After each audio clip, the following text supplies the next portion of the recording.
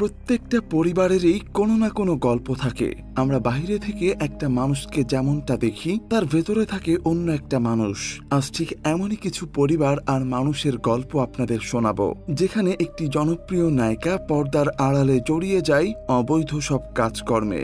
সমাজের কিছু প্রভাবশালী মানুষদের কাছে নিজেকে বিলিয়ে দিয়ে নিজের স্বার্থ হাসিল করাই যার কাজ। কিন্তু এই নায়িকার শেষ পরিণতি কি হবে? আর এই নায়িকার অসামাজিক কাজে জড়িয়ে পড়ার পেছনে কি তার পরিবার দায়ী, নাকি সেই নিজেই স্বার্থ আর অর্থের লোভে এই পথে পা বাড়িয়েছে? সেটি জানতে হলে দেখতে হবে সম্পূর্ণ এক্সপ্লানেশন। তো চলুন আর কথা না বাড়িয়ে পাতালঘর মুভিটির এক্সপ্লানেশন শুরু করা যাক। সিনেমার শুরুতেই আমরা এক ছেলে মেয়েকে দেখতে পাই। তারা একটি বাড়িতে এসেছে। তখন বেঞ্জির বাসা থেকে বেরিয়ে আসে, আর সাথে তাদের বাড়িওয়ালাও বেরিয়ে আসে। সেই মেয়েটিকে সাথে নিয়ে বাড়িওয়ালা ভিতরের রুমে যায়। ওই মহিলার নাম পারভিন। তখন আমরা বুঝতে পারি এই মহিলা অবৈধভাবে অ্যাবর্শন করানোর ব্যবসা করে, মানে যাদের অবৈধ সম্পর্কের কারণে বাচ্চা হয়ে যায় তাদের বাচ্চা সে ফেলে দেয়, আর তার এই কাজে সহায়তা করে, মানে কাস্টমার এনে দেয় বেঞ্জির। এই অ্যাবর্শনের যাবতীয় ময়লা সে তার বাড়ির পাশের পুকুরে ফেলে। তার এই বাসায় বেশ কয়েকটি পরিবার ভাড়া থাকে, আর এক একটি পরিবারের এক একটা কাহিনী লেগেই থাকতো। এই ছেলের নাম আজাদ।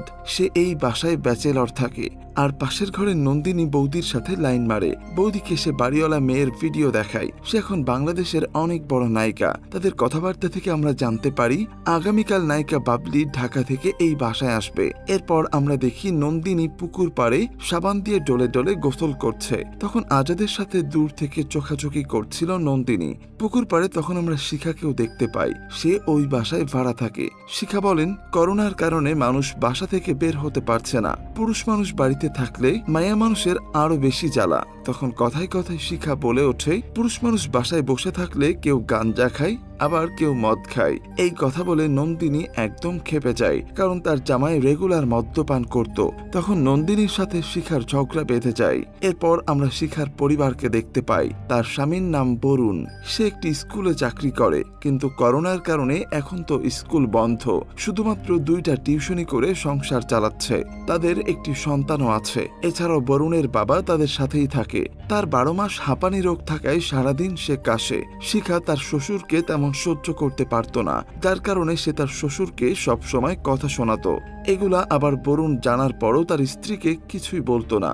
এরপর আমরা দেখি রাতে নন্দিনীর জামাই নেপাল বাড়িতে এসেছে।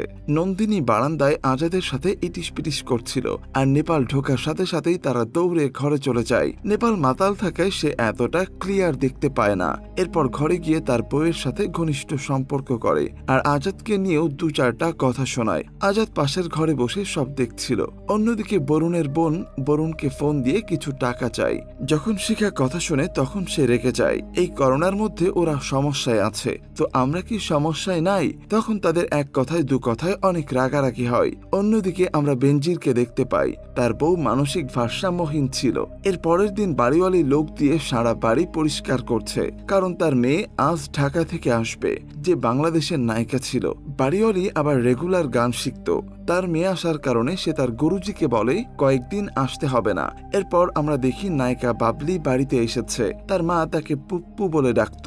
তাকে দেখে এক একজন এক এক ধরনের মন্তব্য করে। কেউ কেউ তাকে দেখে বলে, বাস্তবে কিন্তু এত সুন্দর না, কালা। তো যাই হোক, পুপ্পু করোনার ব্যাপারটা নিয়ে খুবই সিরিয়াস। সে প্রতিদিন লেবু আর মধু দিয়ে গরম পানি খেত। এরপর আমরা দেখি গ্রামের অনেক মানুষ এসেছে তাকে দেখার জন্য। এটা শুনে সে খুবই বিরক্ত হয়, কিন্তু তার মা বলে, ওরা তো তোর বিরাট ভক্ত, একটু নিচে গিয়ে খালি দেখা কর। তখন পুপ্পু গিয়ে তাদের সাথে দেখা করে, কিন্তু বেশ কয়েকজনের সাথে সে খারাপ আচরণ করে। তখন বেঞ্জির এসে তাদেরকে চলে যেতে বলে। অন্যদিকে বরুণ তার বাবাকে বলে, কালকে থেকে তোমার বৌমা তোমার ঘরে খাবার দিয়ে আসবে। এই রোগের তার কোনো আপন পর নাই। এই কথা শুনে তার বাবার খুবই খারাপ লাগে। আসলে এটা শিখা বরুণকে শিখিয়ে দিয়েছে। ওদিকে বাবলিকে মানুষজন খুব পরিমাণে ডিস্টার্ব করায় সে সেখানকার ওসিকে ফোন দিয়ে জানায়। তখন ওসি এসে সেখান থেকে সকলকে ভাগিয়ে দেয়। এরপর বাবলি উপরে গেলে সেই মুরব্বীকে কাশতে দেখে, তাই সে তাকে কিছু কথা শোনায়। বাইরে বসে এভাবে কাশা যাবে না, এত কাশাকাশি করলে বাসা ছেড়ে দিতে হবে। এই কথা বলায় বরুণের খুবই খারাপ লাগে, তাই সে ঘরে গিয়ে বাবলিকে ইচ্ছা মতো বকে আর বলে, মা করে অ্যাবর্শনের ব্যবসা, আর মেয়ে তো স্কুল থেকে চ্যাম্পিয়ন। মাস্টার থেকে শুরু করে কসমেটিক্সের দোকানদার পর্যন্ত ওর লগে ফষ্টি নষ্টি করছে, কেউ বাদ যায় নাই। এরপর রাতের বেলায় বাবলি খাওয়ার সময় তার মাকে বলে, আজকের পর থেকে এই বাসা থেকে কেউ বেরোতে পারবে না, আর কেউ ঢুকবেও না। চারিদিকে করোনার প্রকোপ খুব বেড়ে গিয়েছিল, তাই সে তার মাকে এই কথা বলেছে। এরপর আমরা দেখি মিনিস্টার আঙ্কেল রাতের বেলায় বাবলিকে ফোন দিয়েছে, কিন্তু সে ফোনটি ধরে না। পরদিন সকালে আমরা তার মাকে দেখি হাঁস মুরগিকে খাবার দিচ্ছে। গ্রামের বাড়ির সবাই মোটামুটি হাঁস মুরগি পালে। ওদিকে বাবলি ঘুম থেকে উঠে বারান্দায় আসতে দেখে আজাদ তার কিছু বন্ধু বান্ধব নিয়ে এসেছে তার সাথে দেখা করিয়ে ছবি তুলে দেওয়ার জন্য। তখন বাবলি আজাদকে বলে, এই বাসায় থাকতে হলে এইসব করা যাবে না, আপনি কালকেই বাসা ছেড়ে দেবেন। তখন সে নন্দিনীদেরও বলে বাসা ছেড়ে দিতে। এরপর সে বরুণ আর বেনজিরকে বলে তারা যেন এই বাসা থেকে বের না হয়। করোনার কথা বিবেচনা করে সে পুরো বাসা খালি করে দিচ্ছিল। এরপর আমরা দেখি আবারও সেই মন্ত্রী তাকে ফোন দিয়েছে। তখন সে ফোনটি রিসিভ করে বলে, আঙ্কেল আপনার কতবার আমি ফোন দিছি, আপনি একবারও ফোন ধরছেন, এখন কেন ফোন দিছেন? তখন মন্ত্রী বলেন, বেবি তুমি রাগ করো না, জানো না তোমার আন্টি সব সময় আমার সাথে জোকের মতো লেগে থাকে। বাবলি তখন তাকে একটা কাজ করে দিতে বলে। মন্ত্রী তখন বলে, আগে হট দেখে একটা ছবি দাও। তাদের কথাবার্তায় আমরা বুঝতে পারছিলাম বাবলি মন্ত্রীকে দিয়ে বিভিন্ন কাজ করিয়ে নেয়। এরপর আমরা দেখতে পাই নন্দিনীরা আর আজাদরা বাসা ছেড়ে চলে যাচ্ছে। তখন ওই এলাকার রাজনীতিবিদ রনিকে দেখি, তার সাথে বাবলির একটা সময় কোনো একটা সম্পর্ক ছিল। তো সে তার রুমে গিয়ে তাকে টাচ করার চেষ্টা করে। তখন বাবলি রেগে গিয়ে তাকে চড় মারে এবং বাসা থেকে বের করে দেয়। এদিকে বরুণ খুব টেনশনে পড়ে যায়। করোনার কারণে মানুষের আর্থিক অবস্থা খুবই খারাপ। এইভাবে চললে তো কেউ প্রাইভেটই পড়াবে না, তখন আমরা কিভাবে চলবো? এসব চিন্তা ভাবনা করে সে লাইনে দাঁড়িয়ে সরকারি চাল আনার সিদ্ধান্ত নেয়। অন্যদিকে বাবলি কাপড় চেঞ্জ করছিল। তখন কেউ একজন গ্রিল বেয়ে উপরে উঠে জানালা দিয়ে তার ছবি তোলে। সে টের পেলে ওই ছেলে দৌড়ে পালায়, কিন্তু তাড়াহুড়ায় তার ফোনটি সেখানে ফেলে রেখে যায়। তখন আবার সেখানে বেনজির ছিল, সে ফোনটি তুলে নেয়। বাবলিকে সে বলে, বিচ্ছু পোলাপান ছিল, সমস্যা নাই, এরপর থেকে আর কেউ ডিস্টার্ব করবে না, আমি আছি তো। তখন সে বলে, আমার মেজো মেয়েটা আপনার বিরাট ভক্ত, একটা অটোগ্রাফ দিবেন প্লিজ। বাবলি নিচে নেমে তার মেয়েকে অটোগ্রাফ দেয় আর তার মার কাছে গিয়ে বলে, জানালা আছে তো গ্রিল নাই, গ্রিল আছে তো পর্দা নাই, কি একটা অবস্থা। তখন তার মা তাকেও দু একটা কথা শোনায়। তাদের কনভারসেশন থেকে আমরা জানতে পারি 5 বছর যাবৎ বাবলি তার মায়ের কোনো খোঁজ খবর নেয়নি, আর সে ক্লাস 10-এ থাকা অবস্থায় টিচারের সাথে পালিয়ে গিয়ে বিয়ে করেছিল। এরপর নাকি তাকেও ছেড়ে দিয়েছে।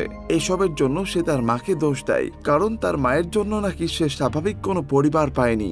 অন্যদিকে বেনজির সেই মোবাইল চেক করলে বাবলির কিছু বোল্ড ছবি দেখতে পায়, আর বরুণের বাবা বরুণের কাছে গিয়ে বলে, আমার একটু জ্বর জ্বর মনে হচ্ছে। তখন সে তার জ্বর মেপে দেখে গায়ে তেমন জ্বর নেই, আর 2 দিন ধরে যে তার পায়খানা হচ্ছে না এটা সে বরুণকে জানায়। এই কথা বরুণ গায়ে না লাগিয়ে তাকে বলে, তোমাকে না টেনশন করতে না করেছি। বরুণের বাবা মন খুলে শুধুমাত্র বেনজিরের সাথে কথা বলতো। এরপর আমরা দেখি বাবলিকে একটা আননোন নাম্বার থেকে কল করেছে। এটা একটা সাংবাদিকের নাম্বার ছিল। তাদের কনভারসেশন থেকে আমরা জানতে পারি শিহাব নামে এক প্রডিউসারের সাথে তার হয়তো কোনো ঝামেলা হয়েছে। শিহাবের সবার সাথে সিনেমা আসলেও তার সাথে কেন আসছে না? আবার সে নাকি শিহাবের সব ছবি তার ফেসবুক ওয়াল থেকে ডিলিট করে দিয়েছে। এসব নিয়ে মিডিয়ায় প্রচুর পরিমাণে সমালোচনা হচ্ছে। তখন বাবলি শিহাবের সাথে তার সম্পর্কের ব্যাপারটা একদম অস্বীকার করে। তখন আমরা ফ্ল্যাশব্যাকের সিন দেখতে পাই। শিহাবের গাড়ি, টাকা পয়সা এসব দিয়েই বাবলি চলতো। একদিন ঝগড়া হয়, সে বাসা থেকে শিহাব বেরিয়ে যায়, যার কারণে সে গ্রামে চলে আসে। এদিকে বেনজির যে তার মায়ের জন্য পেশেন্ট নিয়ে আসে এটা বাবলি বুঝতে পারে, তাই সে তাকে ইমিডিয়েটলি বাসা ছেড়ে দিতে বলে। আর রাতে তার মায়ের সাথে অনেক কথা কাটাকাটি হয়। তাদের কনভারসেশন থেকে আমরা জানতে পারি বাবলি যাকে বিয়ে করেছিল তার নাম আশফাক। সে এখন এই গ্রামে একটা ফার্মের সুপারিনটেন্ডেন্ট পোস্টে আছে। বিয়ে করে এখন বাচ্চাও হবে। তখন সে বাবলিকে বলে, সংসারের থেকে সুখ আর কিছুতেই নাই রে মা। বাবলি বলে, তোমার মুখে এসব কথা মানায় না, আমাদেরও একটা সুন্দর সংসার ছিল, তোমার জন্য সেটা ভেঙে গিয়েছে, তুমি 2টা সংসার ভাঙছো। তখন আমরা ফ্ল্যাশব্যাকের সিন দেখতে পাই। তারা এই বাড়িতে একটা সময় ভাড়া থাকতো। সেই বাড়ির মালিকের বউয়ের একটু মানসিক সমস্যা ছিল। বাড়িওয়ালার সাথে নাকি পারভিন আক্তারের সম্পর্ক আছে, তাই বাড়িওয়ালার বউ তাকে বলে তার স্বামীকে যেন সে ছেড়ে দেয় এবং তার বাসাও যেন ছেড়ে চলে যায়। পারভিন বলে, এখানে না চেঁচিয়ে পারলে তোমার স্বামীকে আটকাও। তখন তখন আমরা বুঝতে পারি এই বাড়ির আসল মালিকের সংসারটাও হয়তো সেই ভেঙেছে। এরপর আমরা আবার বর্তমানের সিন দেখতে পাই। বেনজিরকে বাসা থেকে চলে যাওয়ার কথা বলায় সে বাবলির সেই বোল্ড ছবি পাঠিয়ে তাকে ব্ল্যাকমেইল করে, যার কারণে বাবলি পুলিশ দিয়ে তাকে অ্যারেস্ট করায়। এরপর পুলিশ তাকে জানায় ওর মোবাইল থেকে আমার সব ছবি ডিলিট করে দিয়েছি, আর এর মধ্য থেকে যদি কোনো একটা ছবিও পাবলিশ হয় তাহলে আমরা ওকে অ্যারেস্ট করব বলে দিয়েছি। এরপর একদিন বিকালে বাবলি গ্রামের ভেতর দিয়ে দৌড়াদৌড়ি করছিল, তখন সে আশফাককে দেখতে পায়। আসলে এর সাথেই সে ভেগে গিয়ে বিয়ে করেছিল। এরপর বেশ কিছুক্ষণ তাদের দুজনের মধ্যে কথা হয়। অন্যদিকে বরুণের বাবা উপজেলা কমপ্লেক্সে গিয়ে করোনা টেস্টের জন্য নমুনা দিয়ে আসে। রাতে বরুণ তার বউকে বলে, বাবার তো এখনো রিপোর্ট আসেনি, আমরা 2-1 দিন দেখি। শিখা বলে, রিপোর্ট আসার পর কোনো কিছু করার মতো কোনো সুযোগ থাকবে? তুমি থাকলে থাকো, আমি কালকে সকালে আমার বাপের বাড়ি চলে যাব।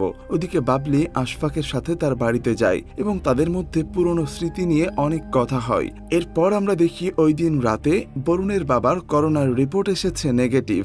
এই খুশিতে সে বরুণকে আর শিখাকে ডাক দেয়, কিন্তু কেউ তার কোনো কথা শুনছিল না। তারা তার ঘরের দরজা বাইরে থেকে লাগিয়ে রেখেছিল যাতে করে সে বেরোতে না পারে। দরজা খুলতে না পেরে সে এখানেই শুয়ে পড়ে। পরদিন সকালে বাবলি ঘুম থেকে উঠে বেরোলে দেখে বরুণের ঘরের দরজা তালা মারা। তখন সে তার বাবার ঘরের দরজা খুলে দেখে মুরব্বি মরে পড়ে আছে। এরপর বেনজির এসে মুরব্বির লাশ নিয়ে যায় এবং শ্মশান ঘাটে গিয়ে তাকে পুড়িয়ে দেয়। বাড়িটা এখন একদম খালি হয়েছে, একটা মানুষও নেই, চুপচাপ, কেমন জানি মনমরা হয়ে থাকে। এরপর সেদিন রাতে বাবলি নিচে আসে। তার মা তাকে বলে, কত আদরের সন্তান নিজের বাবাকে ছেড়ে চলে গেল, একটা বারো বুক কাঁপলো না? তখন বাবলি বলে, মানুষ যখন যেটাকে গুরুত্ব দেয় সেই সিদ্ধান্তটাই সে গ্রহণ করে। আপনিও আমার বাবাকে ছেড়ে দিয়ে চলে এসেছিলেন। বাবলিও ভাবে যে তার মায়ের সাথে সেই বাড়িওয়ালার প্রেম ছিল। তখন তার মায়ের কাছ থেকে আমরা জানতে পারি ওই বাসায় যখন তারা ভাড়া আসে তখন তার বাবার মাথায় একটু সমস্যা ছিল, যার কারণে তার বাবার চাকরি চলে যায়। এরপর সে ক্লিনিকের কাজ শুরু করে। এদিকে বাড়িওয়ালা তার বউয়ের চিকিৎসা করাতে করাতে সব টাকা শেষ করে ফেলে, যার কারণে সে বাড়িটা আমার কাছে বিক্রি করে দেয়। আমাকে কেউ বিশ্বাস না করলেও আমি ভাবতাম তুই করবি। তখন বাবলি খেয়াল করে তার মায়ের প্রচন্ড জ্বর, তাই সে তার মায়ের মাথায় পানি ঢেলে দেয়। এরপর খেয়ে দিয়ে বাবলি তার রুমে চলে যায়। পারভিন আক্তার তার কাজ নিয়ে খুবই গিল্টি ফিল করত। সে যে পুকুরে অ্যাবর্শন করা বাচ্চাগুলো ফেলতো সেই পুকুরের দিকে তাকিয়ে খুব ভয় পেয়ে যায়, কারণ তার চোখে তখনই সেই জন্ম না নেওয়া শিশুগুলো ভেসে উঠছিল। তখন সে দৌড়ে বাবলির কাছে যায়। বাবলি তাকে নিয়ে ঘরে আসে। তারা মা মেয়ে পুরনো স্মৃতিগুলো মনে করে খুবই ইমোশনাল হয়ে যায়। পরের দিন বাবলি তার মাকে রান্না করে খাওয়ায়। তার রান্না খুবই ভালো ছিল। এরপর আমরা দেখি সে তার মাকে নিয়ে হাসপাতালে যায় করোনার টেস্ট করানোর জন্য। বাবলি এরপর প্রায়ই আশফাকের সাথে দেখা করত, এদিক সেদিক যেত। আশফাকও তাকে মানসিকভাবে সাপোর্ট দিত। এরপর আমরা দেখি 2 দিন পর তার মায়ের রিপোর্ট আসে পজিটিভ। এটা দেখে তার মা একদম ভেঙে পড়ে। তখন সে তার মেয়েকে বলে, বাড়িওয়ালার বউ এমনি এমনি মারা যায়নি, সে আত্মহত্যা করেছিল। সে আসলে তার দোষগুলো, নিজের পাপের কথাগুলো মনে করছিল। 2-1 দিনের ভেতরেই তার মায়ের শরীর খুবই খারাপ হয়ে যায়। তাকে হাসপাতালে ভর্তি করানো হয়। বাবলি চাইলেও তো তার মায়ের কাছে যেতে পারতো না। তাদের জীবনের সব আক্ষেপ নিয়ে তারা ফোনে একদিন রাতে কথা বলে। আর সেদিন রাতে বাবলি একটা বাজে স্বপ্ন দেখে। সে তার মাকে ফোন করলে দেখে ফোনটি বন্ধ, যার কারণে পরের দিন সকালে সে আশফাককে সাথে করে নিয়ে হাসপাতালে যায় তার মায়ের খোঁজ করতে।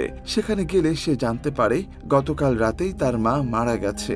এই কথা শুনে বাবলি একদমই ভেঙে পড়ে। সারা বাড়ি জুড়ে তার মায়ের স্মৃতি খুঁজে বেড়ায়। এর কিছুদিন পর সে আশফাককে সাথে নিয়ে তার বাবার সাথে দেখা করতে যায়। সেখানে সে তার বাবার সাথে কথা বললে তার বাবা তার মায়ের খোঁজ করে। সে মানসিক ভারসাম্যহীন ছিল, কিন্তু দেখে বুঝতে পারছিলাম পারভিন আক্তারকে সে খুবই ভালোবাসতো। পাগলের মতো সে পারভিন আক্তারকে এদিক সেদিক খুঁজে বেড়ায়। বাবাকে দেখার পর বাবলি বাসায় ফিরে আসে, আর এখানেই মুভিটি শেষ হয়ে যায়। পার্সোনালি মুভিটির কাহিনী আমার কাছে খুব একটা ভালো লাগেনি। আপনাদের কাছে কেমন লাগলো সেটি অবশ্যই কমেন্টে জানাবেন। আর হ্যাঁ, চ্যানেলে নতুন হয়ে থাকলে সাবস্ক্রাইব করে রাখবেন পরবর্তী মুভির এক্সপ্লানেশন পাওয়ার জন্য। ধন্যবাদ।